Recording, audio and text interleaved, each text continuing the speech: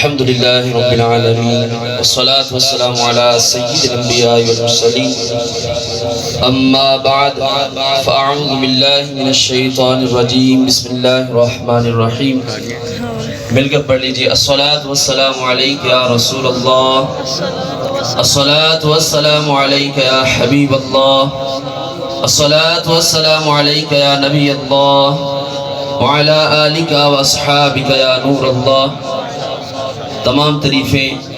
تمام حمدیں، تمام خوبیاں اس رب کائنات دے واسطے کہ جس نے یہ تمام جہان پیدا فرمایا،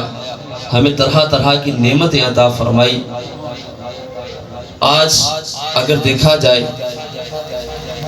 اللہ تعالیٰ نے اتنا بڑا آسمان ہمیں عطا فرمایا اور بنا کسی سہارے کے قائم فرمایا۔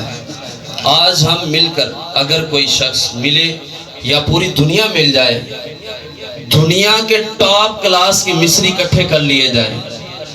سارے کٹھے کر لیے جائیں اور ان کو یہ صرف کہا جائے ایک مرلے کی چھت بنا ستون کے قائم کرے، وہ نہیں کر پائیں گے۔ اور میرے اور آپ کے رب نے اتنا بڑا آسمان بنا سہارے کے قائم فرمایا۔ تمام تعریفیں اس رب کائنات کے لیے۔ درود ہو محمد مصطفیٰ صلی اللہ علیہ وسلم کی ذات گرامی کے واسطے کہ جن کے بارے میں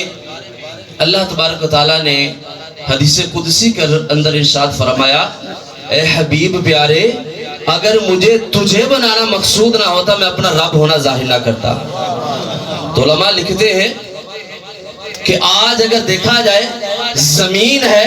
آسمان ہے، زمین کے اندر دریا ہے، سمندر ہے، آسمان کے اندر چاند ہے، سورج ہے، سمندر کے اندر مچھلیاں تیر رہی ہیں، چاند کے اندر روشنی ہے، سورج کے اندر حرارت ہے، سارا کا سارا بی بی آمنہ کے لال کا صدقہ نظر آتا ہے۔ تو جو کچھ آیا حضور الاسلام کے صدقے آیا۔ تمام جو ہے وہ درود ہو محمد مصطفیٰ صلی اللہ علیہ وسلم کی ذات گرامی کے لیے۔ آج جگہ جگہ جلوس ہو رہے ہیں، محفل میلاد ہو رہی ہیں۔ صحیح بات تو یہ ہے کہ ہم ساری زندگی حضور الاسلام کے تذکرے کرتے رہیں۔ سارے تذکرے تو الگ بات، حضور کا ایک وصف لے لیں، ایک وصف لے کر پوری زندگی گزار دیں، حضور علیہ السلام کے اس وصف کا کما حق و حق ادا نہیں کر پائیں گے۔ حضور علیہ السلام کے جس پہلو کو دیکھیں لاجواب ہے، مثال نہیں ملتی۔ آج جو ہم حضور علیہ السلام کے تذکرے کرتے ہیں، یہ حضور کی شان نہیں بیان کرتے، اپنے آپ کو بلند کرنے کے لیے کرتے ہیں۔ حضور کو تو پہلے بلند کر دیا گیا ہے، ہم اپنی عزتیں بڑھانے کے لیے بلند کرتے ہیں۔ جیسا کہ اگر حضور علیہ السلام کی آنکھ کو دیکھا جائے، نگاہ کو دیکھا جائے، آئیے میں آپ کو حدیث بار کا سناتا ہوں۔ حضور علیہ السلام مدینہ پاک میں کھڑے ہیں، مدینہ پاک میں تشریف فرما ہے اور صحابہ کرام سے ارشاد فرمانے لگے کہ میں اس وقت اپنا حوض دیکھ رہا ہوں، اس وقت میں اپنا حوض کوثر دیکھ رہا ہوں، اور فرماتے ہیں کہ حوض کوثر 7 آسمان ہیں، آسمانوں کے اوپر جنت ہے اور جنت کے اوپر عرش معلیٰ ہے،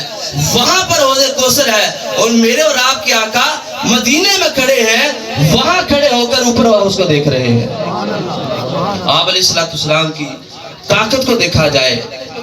تو جب حضرت جبرائیل امین علیہ السلام وحی لے کر آئے، 3 مرتبہ فل زور سے دبایا۔ آپ علیہ السلام اللہ تعالیٰ کی یاد میں گم تھے، 3 مرتبہ فل زور سے دبایا، پھر جا کر آپ علیہ السلام اللہ تعالیٰ کی یاد سے ہٹے، ان کی طرف توجہ کی۔ اب میں بھی جانتا ہوں، آپ لوگوں میں نے سنا ہے کہ جبرائیل امین علیہ السلام کی طاقت کتنی ہے۔ پلک جھپکنے سے پہلے آسمانوں پر ہوتے ہیں،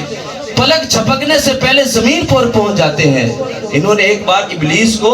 اپنے پر کی نکر ماری تھی، پر کی نکر ماری، جا کر ہند میں گرا، اور وہ جبریل کہ جو پلک جھپکنے سے پہلے زمین پر پہنچ جاتے ہیں، پلک جھپکنے سے پہلے آسمانوں پر پہنچ جاتے ہیں، ان کے آگے بھی آپ علیہ السلام کی طاقت لاجواب ہے۔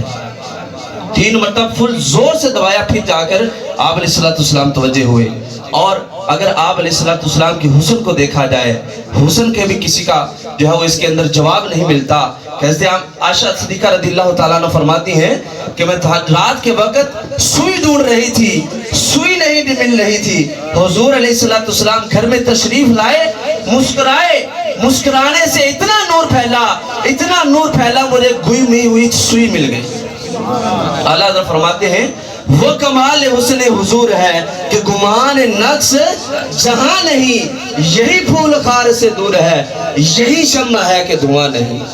اور جب حضور صلی اللہ علیہ وسلم نے اعلان نبوت فرمایا تو لوگ کہتے تھے، کفار کہتے تھے ان کا چرچا ختم ہو جائے گا، ان کا ذکر جو ہے وہ ختم ہو جائے گا، کہ کسی کا چرچا اس کا باپ کرتا ہے، کسی کا چرچا اس کا بیٹا کرتا ہے تو ان کا باپ نہیں ہے۔ وہ کہتے تھے کہ کسی کا چرچا جو ہوتا ہے وہ باپ کی وجہ سے ہوتا ہے، کسی کا چرچا بیٹے کی وجہ سے ہوتا ہے، کسی کا چرچا اس کا پیر کرتا ہے، کسی کا چرچا اس کا مرید کرتا ہے، کسی کا چرچا خطیب کرتے ہیں۔ لیکن حضور علیہ السلام کے ان کے تو یہ معاملات ہے نہیں۔ لیکن جب اللہ تعالیٰ کی قدرت کی طرف دیکھتے ہیں تو اللہ تعالیٰ نے فرمایا کہ اے محبوب، نہ میں نے تجھے باپ کا محتاج رکھا ہے اگر چرچا بلند کرنا ہے، نہ کسی پیر کا محتاج رکھا ہے، نہ کسی استاد کا محتاج رکھا ہے، نہ کسی شاگرد کا محتاج رکھا ہے، نہ کسی شاعروں کا، خطیبوں کا، واعظوں کا، کسی کا محتاج نہیں رکھا۔ جب ذکر بلند کرنا چاہا تو اللہ تعالیٰ نے فرمایا وَرَفَعْنَا لَكَ ذِكْرَكَ، اے حبیب اللہ نے تیرے ذکر کو بلند کر دیا ہے۔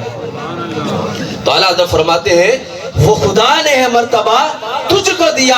نہ کسی کو ملے نہ کسی کو ملا، کہ کلام مجید نے کھائی شہا، تیرے شہروں کلاموں بقا کی قسم، تیرے خلق کو رب نے عظیم کیا، تیری خلق کو رب نے جمیل کیا، کوئی تجھ سا ہوا ہے نہ ہوگا شہا، تیرے خالق حسن و ادا کی قسم۔ قرآن نے، اللہ تعالیٰ نے قرآن میں ہمیں سب کو سکھا دیا حضور السلام کی بارگاہ میں حاضر کیسے ہونا ہے،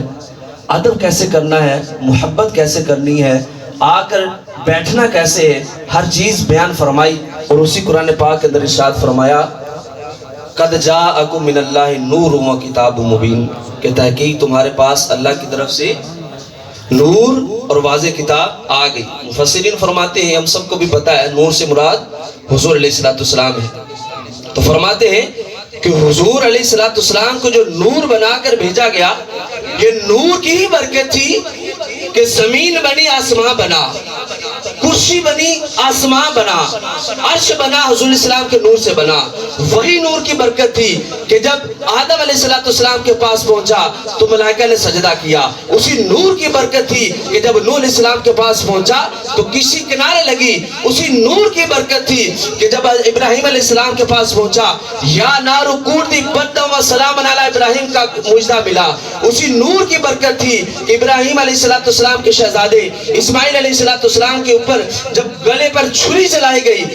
چھری نہ چلے، اسی نور کی برکت تھی کہ جب ہاشم کے پاس پہنچا تو سارے کمروں کے اندر جب جاتے کمرے روشن ہو جایا کرتے تھے، اسی نور کی برکت تھی کہ وہ نور جب حضرت عبد المطلب رضی اللہ تعالیٰ عنہ کے پاس پہنچا، اس نور کی برکت سے ابرہ کا ہاتھی ان کے پاؤں کے آگے آ کر سجدہ کیا کرتا تھا، اسی نور کی برکت تھی کہ نور جب حضرت عبداللہ رضی اللہ تعالیٰ عنہ کے پاس پہنچا وہ پورے عرب کے اندر حسین مشہور ہو گئے، اسی نور کی برکت تھی۔ آمنہ رضی اللہ تعالیٰ عنہ فرماتی ہے کہ جب آپ علیہ السلام میرے بطن میں آئے، پیٹ میں آئے، میں دھوپ میں جاؤں بادل سایہ کر دے، میں پتھر پر پاؤں رکھوں پتھر نرم ہو جائے، کسی چیز کو اٹھانے لگوں